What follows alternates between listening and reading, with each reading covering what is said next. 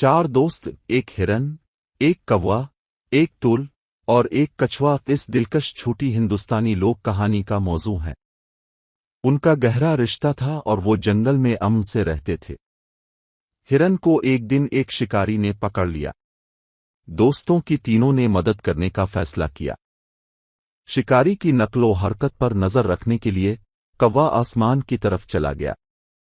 कछुए ने चट्टान पर बैठते हुए शिकारी के लिए एक रसीला खाना होने का बहाना किया, जबकि तुल ने हिरन को छुपाने के लिए तेजी से एक बिल बनाया।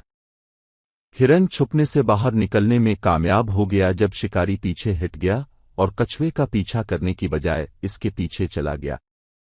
कौवा नीचे उड़ गया और कछुए और तुल के पास पहुंचते ही इसे एक चूंच दिया। इखलाकी इस हिंदुस्तानी लोक कहानी में दोस्ती, ताउन और यकजहती की ताकत को बयान किया गया है। यह खूबसूरती से वाज़े करता है कि जो दोस्त एक साथ रहते हैं वो किसी भी रुकावट को कैसे फतह कर सकते हैं।